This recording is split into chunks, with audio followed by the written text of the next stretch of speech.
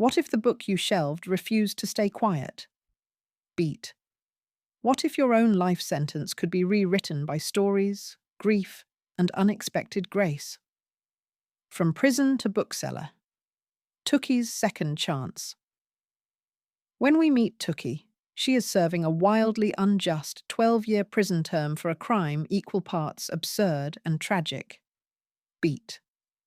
A friend's corpse. A hidden bag of drugs. A desperate need for cash. These stack up into the first literal sentence of her life. Inside the cell, words become her oxygen. She devours dictionaries, histories, and romance novels until language itself feels tattooed on her skin. Beat. Released early through a compassionate loophole, Tookie stumbles into Birchbark Books, a Minneapolis shop owned by Louise, who is both character and sly authorial cameo. Here she exchanges one sentence for another, a lifelong commitment to shelving stories. Beat. Day after day she reads, recommends, and reparations her soul through pages, while her marriage to Pollux, once the arresting tribal policeman, learns to weather the odd beauty of ordinary time.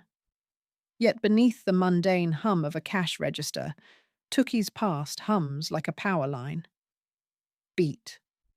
She fears relapse into the old spirals of craving and punishment. She fears failing her stepdaughter, Hetta, whose newborn is a fresh responsibility, and she quietly wonders whether the world will ever let a native woman live without parentheses. Beat. Still, this section beats with emphasis, resilience. It shows how one human being, armed only with books, humility, and a stubborn sense of humor, can pry open the bars of imposed identity. Beat. Tookie's journey from convict to clerk is not a miracle redemption arc.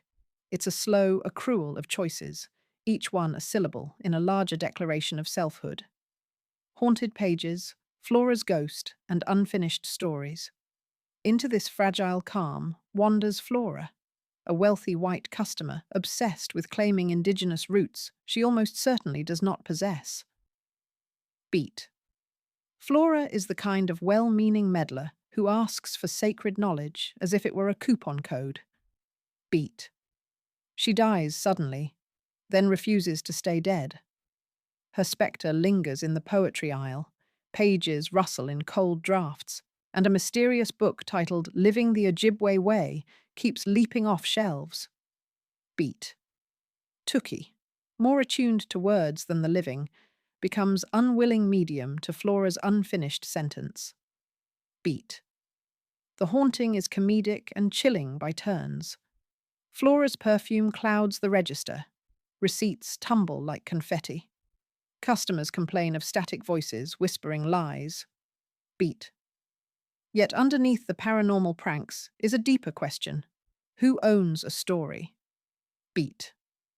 Flora tried to appropriate indigenous identity. Now, unmoored from her body, she begs for narrative closure. Beat. Tookie consults elders, tracks bibliographic clues, and finally performs a midnight reading meant to release Flora. The ritual fails, reminding us that some ghosts cling for reasons beyond our understanding. Beat. The section pulses with emphasis accountability.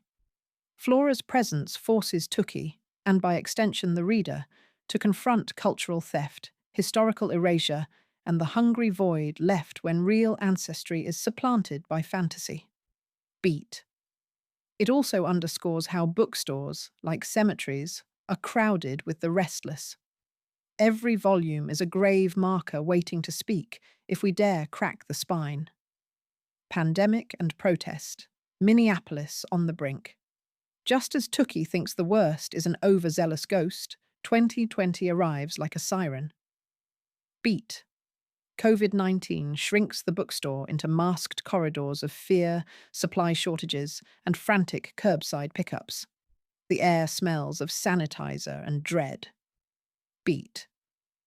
But the city's true breaking point comes on May 25th, when George Floyd is murdered under the knee of a police officer only blocks away. The streets flood with grief, fury, and fiery justice. Beat. Tookie's husband, Pollux, once a law enforcer, is ripped open by the betrayal of his profession. Their marriage must absorb nightly curfews, helicopter blades, and the existential question of what protection means when the badge itself is a weapon. Beat. The bookstore becomes a triage center for soul-wounded neighbors, a distribution hub for protest supplies, and an informal think tank where Native, Black, and immigrant patrons strategize safer futures. Beat. In these pages, Erdrich braids pandemic isolation with civil uprising, showing crisis as a layered sentence, multiple clauses chafing against each other until meaning fractures. Beat. The comparison is deliberate. Viruses hijack cells the way systemic racism hijacks institutions. Both replicate silently until suddenly, mercilessly, they overwhelm lungs and lives. Beat. Yet amid tear gas and ventilators, Tookie practices tiny rebellions. She curates reading lists on abolition, delivers soup to elders, and holds Pollux when nightmares storm his sleep. Beat. The section's heartbeat is emphasis, solidarity. We witness community improvising care in the absence of official mercy, proving that collective action is the only antidote to social suffocation. Language, love, and liberation, writing the final sentence. By autumn, the city exhales, but not in relief. It is the ragged breath of survivors tracing scars. Beat. Flora's ghost still loiters, COVID still stalks, and the US election crackles with disinformation. Tookie is exhausted, yet she hears a directive in the rustle of pages. Write your own ending. Beat. She sifts childhood memories of boarding school trauma, maternal neglect, and the complex beauty of Ojibwe traditions. Each recollection is a bead. Together they form a necklace of self-definition. Beat. The climax arrives when Heta, lured by conspiracy theories, contemplates leaving with her baby. Tookie realizes the story is no longer about exorcising Flora. It is about refusing to surrender living relatives to ghosts of fear. Beat. She drafts fierce letters, stages gentler conversations, and trusts that truth, spoken in love, can outrun lies. Beat. Finally, in an emotionally charged reading, Tookie addresses both Flora and the store's community, declaring that every life is already sacred.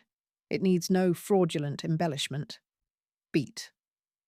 Flora dissolves, perhaps forgiven, perhaps simply understood.